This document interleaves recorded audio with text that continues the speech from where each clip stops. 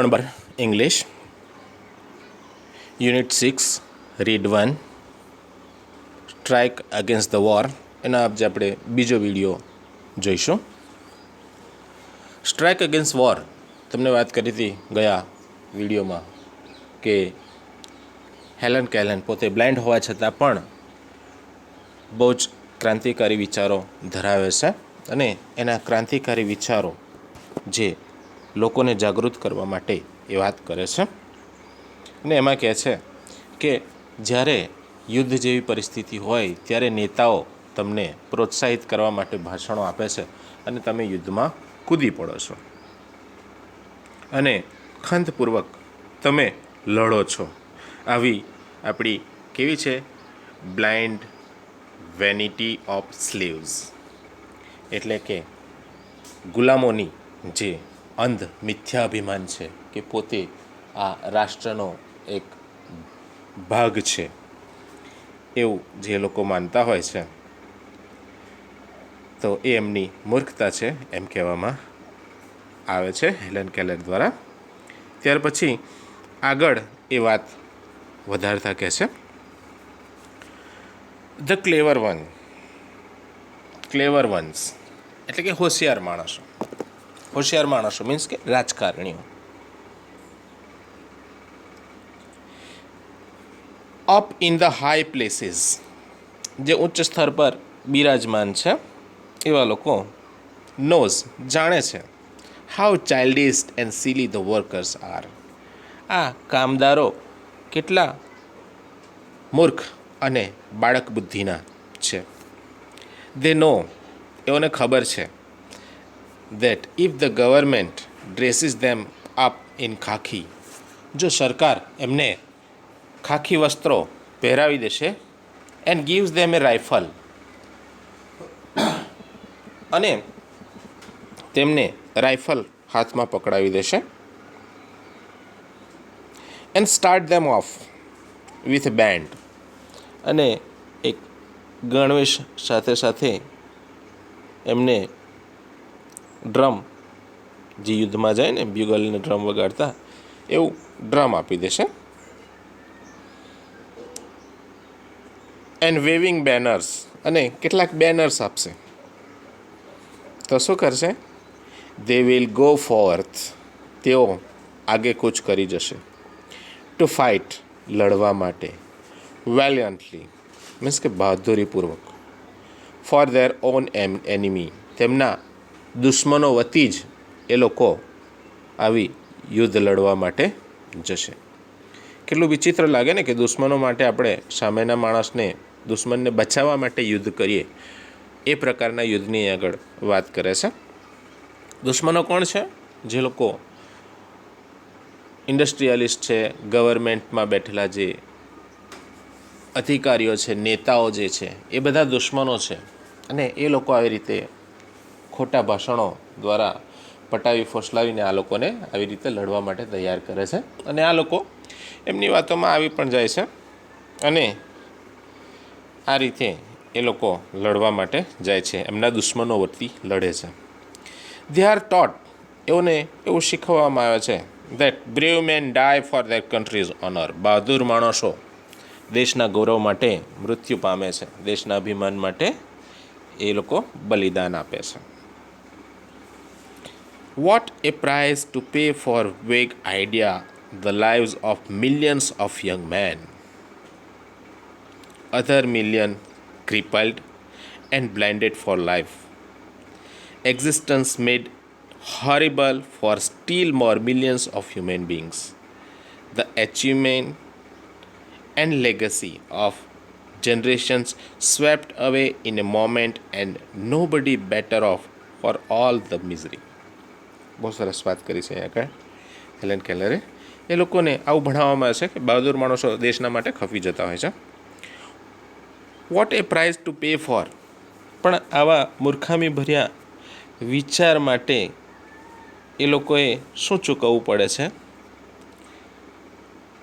Millions of young main, લાખો યુવાનો જે યુદ્ધમાં શહીદ થઈ જાય છે.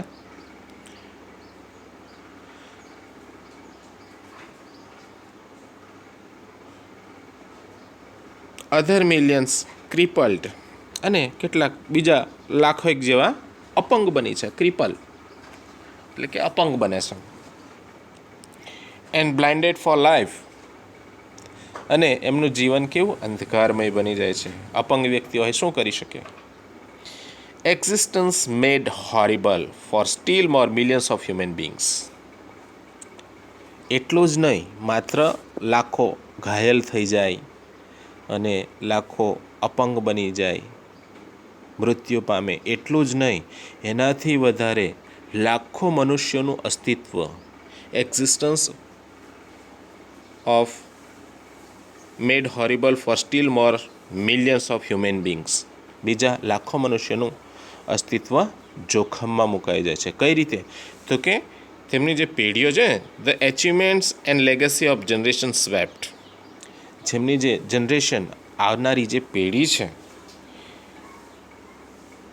એ પેઢીનો વારસો એ નસ્ત નાબૂદ થઈ જાય છે. અને એમની સિદ્ધિ જે મેળવવાની હોય છે એ આવનારી જનરેશન, એટલે કે જે મૃત્યુ પામે છે એમના બાળકો, એમની જે સિદ્ધિઓ મેળવવાનું જે એમને કલ્પનાઓ હોય છે અને એનો જે વારસો જે છે એ બધું સ્વેપ્ટ, સાફ થઈ જાય છે, નાબૂદ થઈ જાય છે. ઇન અ મોમેન્ટ, એક જ ક્ષણમાં. યુદ્ધ કેટલું ચાલે? ક્ષણ માટે, થોડા જ ટાઈમ માટે. And nobody better off for all these misery, અને આ બધાથી નો બડી, કોઈનું પણ નહીં, બેટર ઓફ એટલે કે ભલું, કલ્યાણ, આ બધાથી કોઈનું કલ્યાણ થવાનું નથી.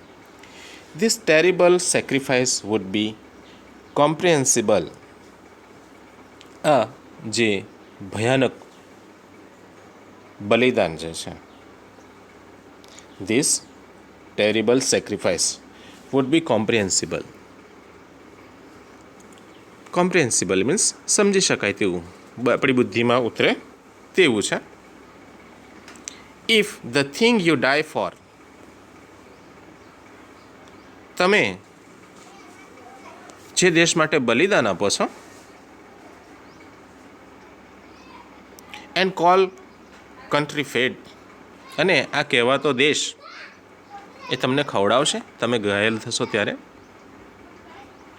ક્લોથ કપડાં પૂરા પાડશે, હાઉસ રહેઠાણ પૂરું પાડશે, એન્ડ વોર્મ્સ યુ, અને તમને હૂંફ પૂરી પાડશે, educate and Cherish your children, તમારા બાળકોને શિક્ષણ આપશે અને એની સલામતી આપશે,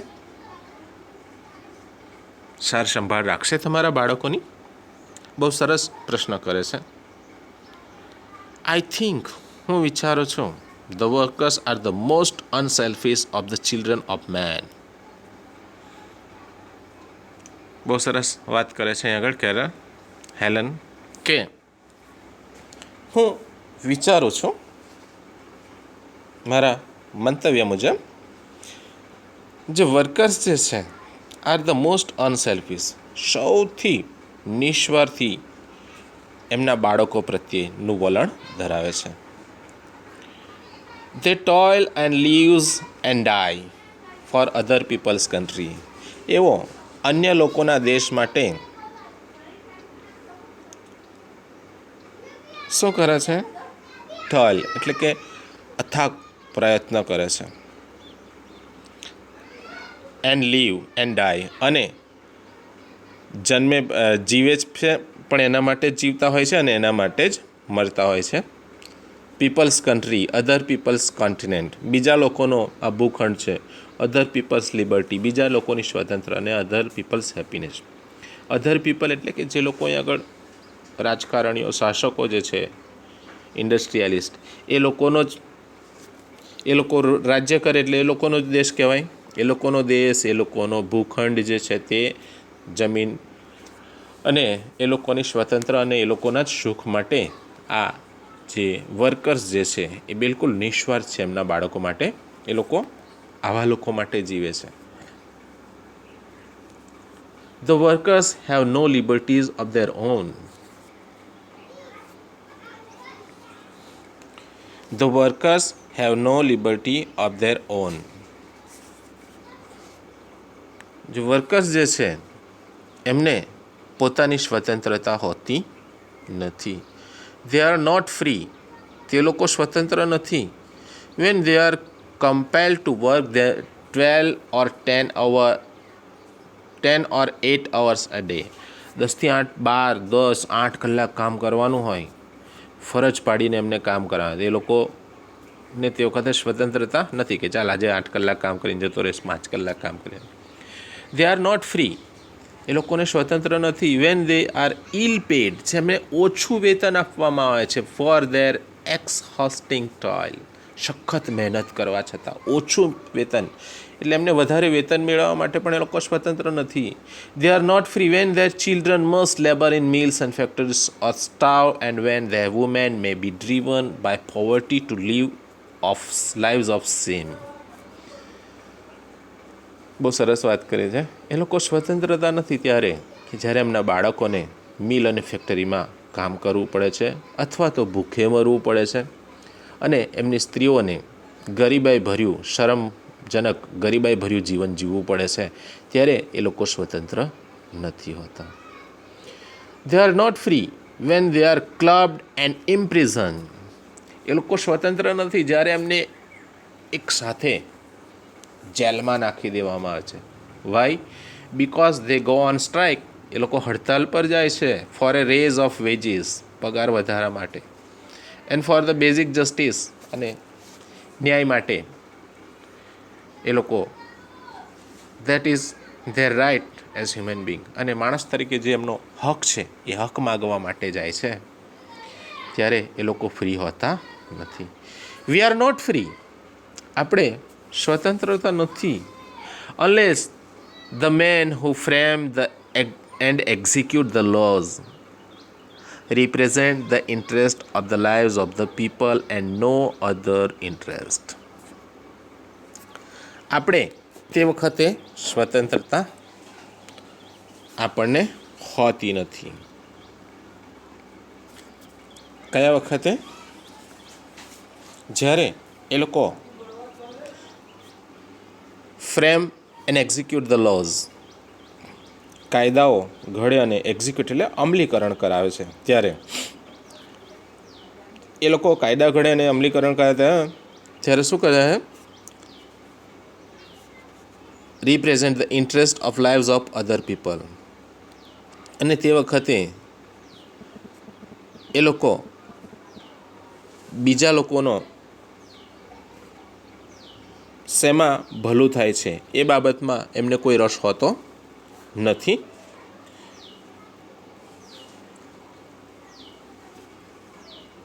પણ એ લોકો પોતાના અનુરૂપ એવા કાયદા ઘડે છે, એવું અહીંયા કહેવા માગે છે. They execute the laws, represent the interests of the lives of the people and no other interests. એ લોકો કાયદા પણ કેવા ઘડે છે? અન્ય કોઈ બાબતમાં રસ રાખ્યા વગર માત્ર એ લોકોના પોતાના જીવનનું જે રસ, પોતાના જે હિતો જળવાય એવા કાયદાઓ બનાવતા હોય છે. The ballot does not make a free man. Ballot, ચૂંટણીમાં આપણે જે મત આપીએ ને બેલેટ પર, એની વાત કરી છે. તો કે બેલેટ જે છે does not make free man, એને સ્વતંત્ર માણસ નથી બનાવતો. Out of a wage slave, પગારની જે ગુલામી જે છે એમાંથી મતદાન સ્વતંત્રતા નથી અપાવી શકતું. There has never existed a truly free and democratic nation in the world. આ દુનિયામાં કોઈ એવો દેશ નથી કે જે ખરેખર સ્વતંત્ર હોય અને લોકશાહી ઢબે ચાલતો હોય છે. ફ્રોમ ટાઈમ, વર્ષોથી ઇમેમોરિયલ મેન હેવ,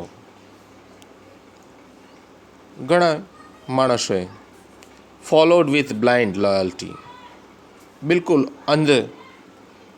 આંધળી વફાદારીથી અને અનુસર્યું છે લોકોએ. ધ સ્ટ્રોંગ મેન કોને? જે લોકો શક્તિશાળી જે છે.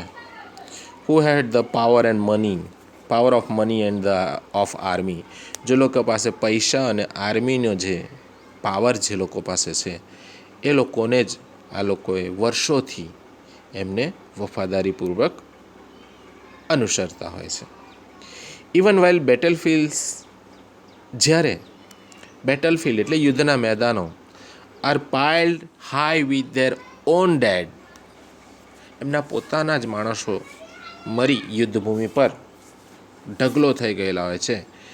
They have tilled the lands of the rulers, તેવા સમયે પણ એ લોકોએ ટીલ એટલે ખેતી કરવી, ખેડવી, જમીન ખેડવી પડે છે જે શાસકોનો. મીન્સ કે એ લોકોને એમના જે સ્વજનો જે મરી ગયેલા છે એ લોકોને શોક કરવા માટેનો પણ સમય એમને નથી હોતો, એમને તો માત્ર કામ જ કરવાનું હોય છે. And have been robbed of the fruit of their labour, અને એમનું આવા વખતની કરેલી મહેનતનું જે ફળ છે એ પણ એ લોકો પાસેથી છીનવી લેવામાં આવે છે. They have built palace and pyramids, વર્કર્સની વાત કરે છે. માણસોએ શું કરવું પડે છે? દે હેવ બિલ્ટ પેલેસ, મહેલોની બાંધકામ, પિરામિડનું બાંધકામ, ટેમ્પલ્સ, મંદિરોનું બાંધકામ, એન્ડ કેથેડ્રલ, ચર્ચોનું બાંધકામ.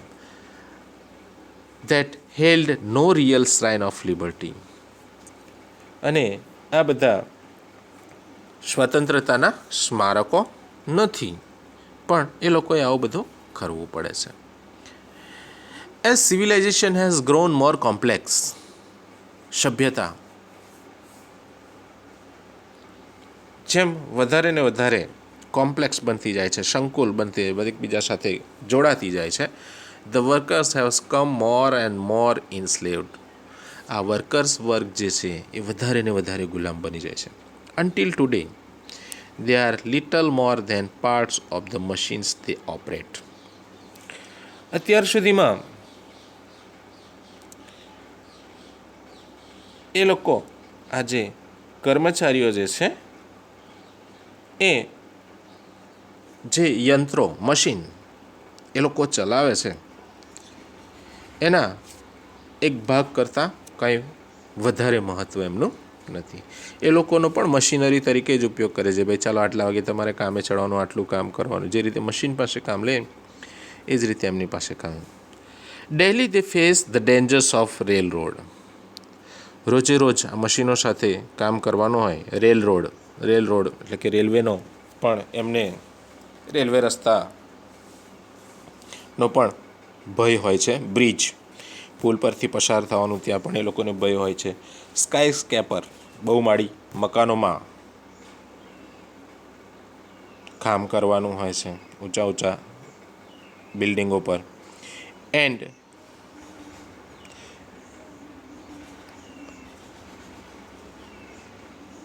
સ્કાય સ્કેપર એટલે ઊંચા બહુમાળી મકાનો હોય ને એના પર જે કામ કરવાનું હોય ને, તો તે વખતે પણ એ લોકોના જીવનનો ભય રહેતો હોય છે. ફ્રીજ ટ્રેન એટલે કે જે ગુડ્સ ટ્રેન, માલ સામાન લઈ જવાની જે ટ્રેન જે છે એ ગાડી જે છે તે સ્ટોક હોલ્ડ એટલે કે જે બોઇલર રૂમ, વાહનોમાં અને કંપનીઓમાં જે બોઇલર રૂમ બનાવવામાં આવે છે તો એમાં પણ એક્સિડન્ટ થવાના ભારે જોખમ રહેતા હોય છે, તો એનો પણ ડેન્જર ભય રહેતો હોય છે. સ્ટોકયાર્ડ, પ્રાણીઓના વાડા, પ્રાણીઓ ઘણી વખત હિંસક થઈ જાય અને નુકસાન પહોંચાડી શકે, તો આ રીતે સ્ટોકયાર્ડનો પણ એ લોકોને બીક રહેતી હોય છે. And training at the docks, અને દરિયાની જે જળ સપાટી જે છે ત્યાં આગળ એમની જે તાલીમ જે હોય છે.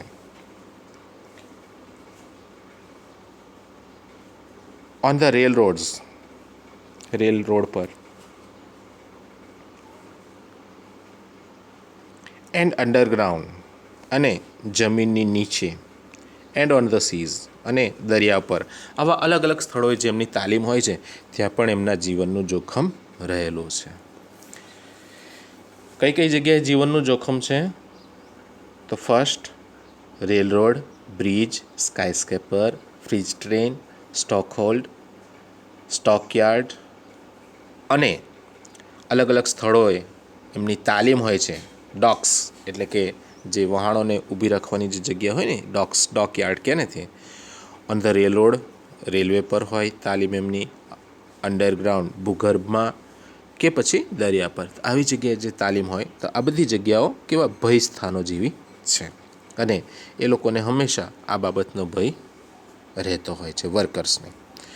They move the traffic and pass from land to land the precious commodities. વર્કરો શું કરે છે? પ્રેસિયસ કોમોડિટીઝ એટલે કે કિંમતી જીવન જરૂરિયાતની જે વસ્તુઓ જે છે એ ટ્રાફિકને પાર કરી અને પહોંચાડતા હોય છે. And make it possible for us to leave, અને જેથી આપણે એનો ઉપયોગ કરી શકીએ છીએ, આપણી સાથે પહોંચાડે.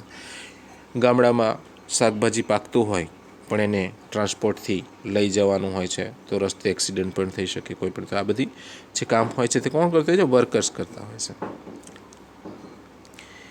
And what is there reward, અને બદલામાં આ બધું કરવા છતાં એમને બદલામાં શું મળે છે? સ્કેન્ટી વેજીસ, થોડોક પગાર. ઓફન પોવર્ટી, અને ઘણીવાર ગરીબી બદલામાં મળતી હોય છે. રેન્ટ ટેક્સીસ, ભાડાનો ટેક્સ.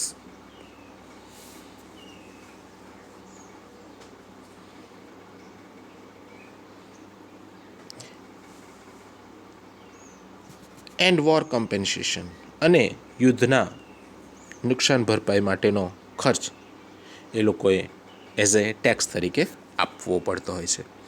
આટલી બધી મહેનત કરવા છતાંય એક વ્યક્તિ પોતે ટેક્સ કેટલો ભરતો હોય છે એની આપણે ગણતરી કરીએ તો ખાસો બધો ટેક્સ. અને અહીં આગળ હેલન આપણને એ ટેક્સની જ વાત કરે છે કે આટલી જોખમ ખેડીને મહેનત કરવા છતાં પણ એને થોડોક પગાર મળે, ગરીબાઈ મળે, અને ભાડા રેન્ટ ટેક્સ આપવો પડે, અને બીજો યુદ્ધ અને એના નુકસાનની ભરપાઈ માટે પણ એને ટેક્સ આપવો પડતો હોય છે.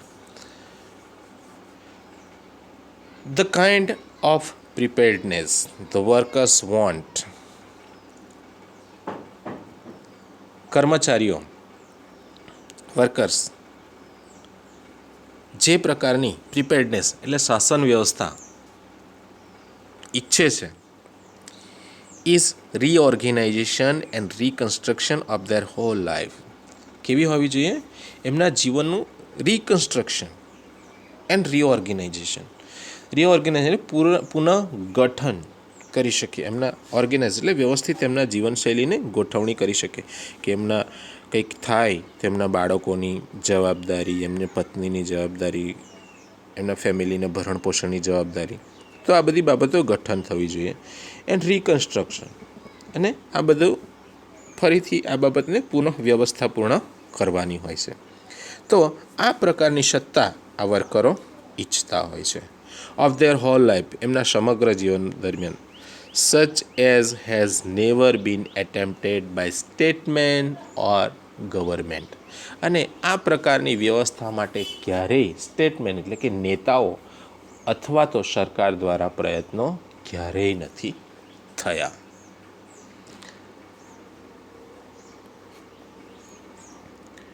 The German found out years ago. અહીંયા બહુ સરસ ઉદાહરણ આપે છે. વર્ષો પહેલાં જર્મનીમાં ધ જર્મન્સ ફાઉન્ડ આઉટ, જર્મનના લોકોને લાગ્યું, જર્મનની સરકારને, that they could not raise good soldiers in the slums.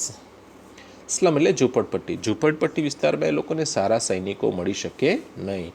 So they abolished the slums. તેથી એ લોકોએ શું કર્યું? ઝૂંપડપટ્ટીનો નાશ કર્યો.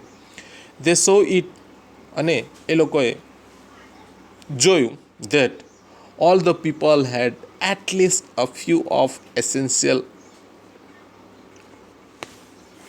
of civilization. બહુ સરસ પગલું એ લોકોએ લીધું કે ઝૂંપડપટ્ટીમાંથી સારા સૈનિકો ન મળે એટલે ઝૂંપડપટ્ટી નાબૂદ કરી એમણે. અને એ લોકોએ એ બાબત ધ્યાનમાં લીધો કે દરેક લોકોને few of essential of civilisation એટલે સભ્યતાપૂર્ણ જીવન જે છે એ થોડાક અંશે દરેક વ્યક્તિને મળવું જોઈએ. ડિસન્ટ લોજિંગ એટલે વ્યવસ્થિત રહેઠાણ, ક્લીન સ્ટ્રીટ સ્વચ્છ શેરી, wholesome if scanty food, scanty એટલે થોડોક ખોરાક પણ હોલસમ પોષણક્ષમ ખોરાક મળવો જોઈએ. પ્રોપર મેડિકલ કેર યોગ્ય દવા પણ મળવી જોઈએ.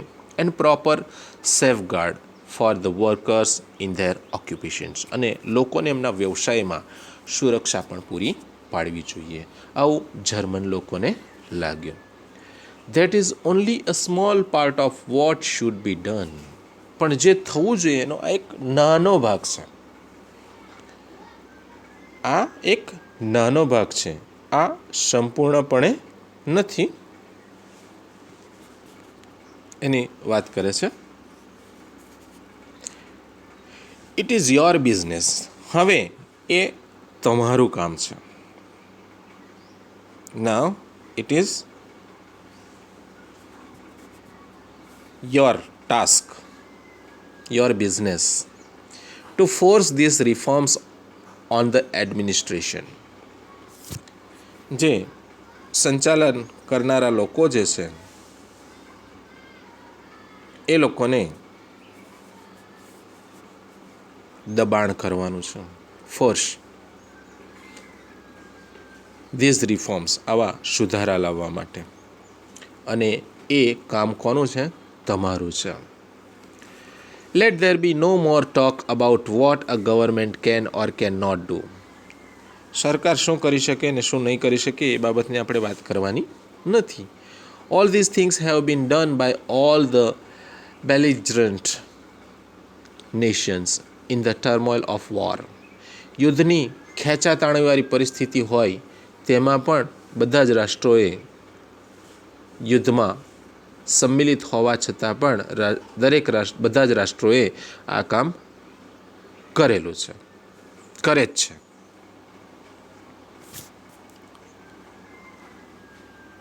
Every fundamental industry has been managed better by the government than by private corporations.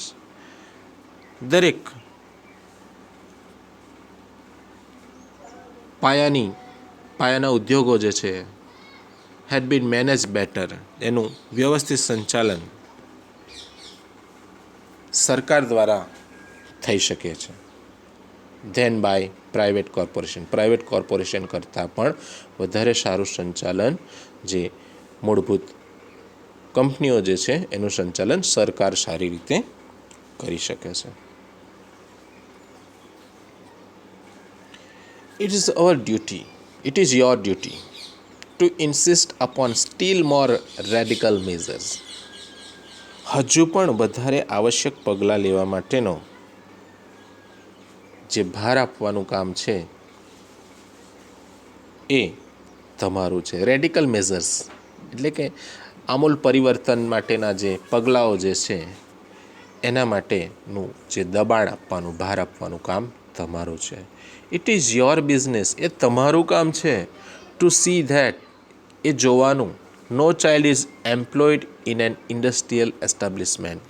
કોઈપણ બાળકોનો જે હકની વાત કરી છે, કોઈપણ બાળક અહીંયા ઇન્ડસ્ટ્રીમાં કામ કરતું ન હોવું જોઈએ. બાળકોનું કામ શું હોય છે? શિક્ષણ મેળવવાનું, લેબર કરવાનું નહીં, મજૂરી કરવાનું નથી. ઓર માઇન ઓર સ્ટોર, કોઈ ખાણમાં કે કોઈ દુકાનમાં કોઈ બાળક કામ કરતું ન હોવું જોઈએ. And that no work is needlessly expose to accident or disease. અને કોઈ પણ કામ એવું ના હોવું જોઈએ કે જેમાં અકસ્માત અને બીમારીનો ભોગ વ્યક્તિ બને. ઇટ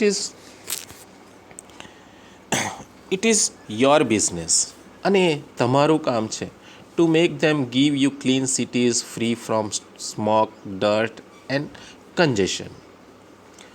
એ લોકોનું કામ છે તમને સ્વચ્છ, પ્રદૂષણ મુક્ત, ધુમાડાથી મુક્ત, ગંદકી અને કન્જેશન એટલે કે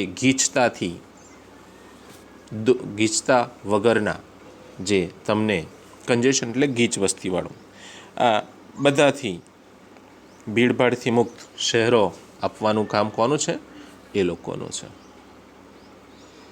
it is your business two make them pay you a living veg. આ તમારું કામ છે ટુ મેક ધેમ, એમને ફરજ પાડવાની,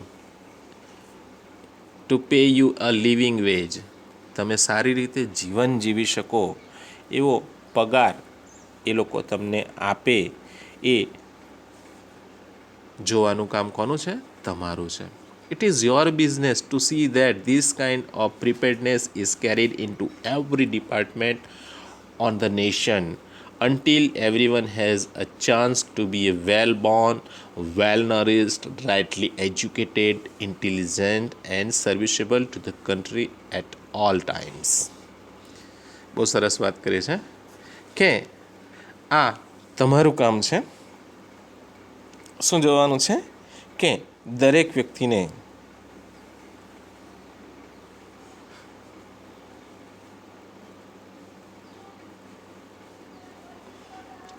દરેક વિભાગમાં, રાષ્ટ્રનો જે દરેક વિભાગ જે છે તેમાં દરેક વ્યક્તિને વેલબોર્ન,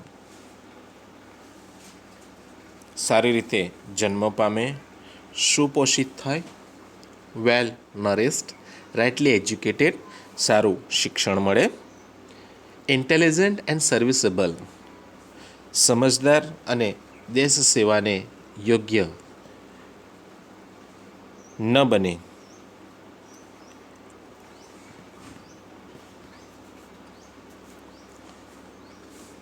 two the country at all time,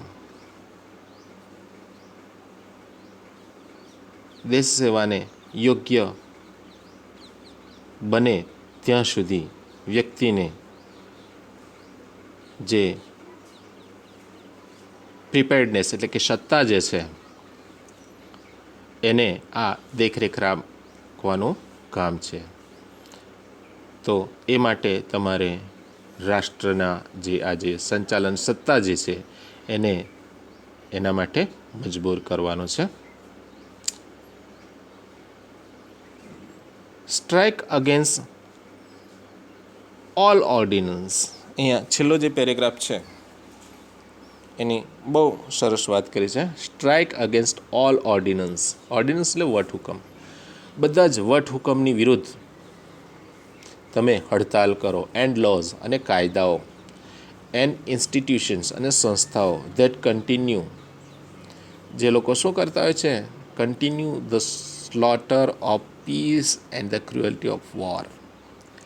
જે લોકો શાંતિ અને યુદ્ધની જે નિર્દયતા જે છે એનું કતલ કરતા હોય છે, શાંતિનું કતલ કરતા હોય છે અને યુદ્ધની નિર્દયતા ચાલુ રાખતા હોય છે, એવા જે ઇન્સ્ટિટ્યુશન્સ જે છે એની વિરુદ્ધમાં અને એવા કાયદા અને વટહુકમની વિરુદ્ધમાં તમે હડતાલ કરો. Strike against war, for without you no battle can be fought. યુદ્ધ વિરુદ્ધ હડતાલ કરો, કારણ કે તમારા વગર કોઈ યુદ્ધ લડવાનું નથી. જે ઇન્ડસ્ટ્રીયલિસ્ટ છે, નેતાઓ છે, જાતે યુદ્ધ લડવા જવાના નથી. Strike against manufacturing scrap and gas bombs and all other tools of murder. યુદ્ધ માટેના જે શસ્ત્રો બનાવતા હોય છે તે શસ્ત્રો, ગેસ બોમ્બ અને જે બીજા શસ્ત્રો, અધર ટૂલ્સ જે છે એ બનાવતી જે કંપનીઓ હોય એની વિરોધમાં હડતાલ કરો.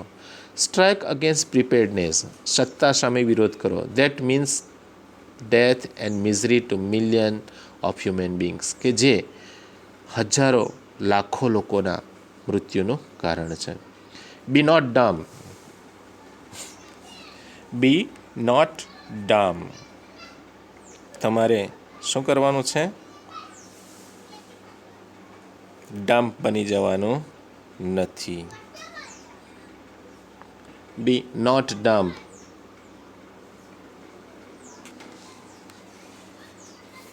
બહેરા ઓબેડિયન્ટ સ્લેવ્સ અને આજ્ઞાંકિત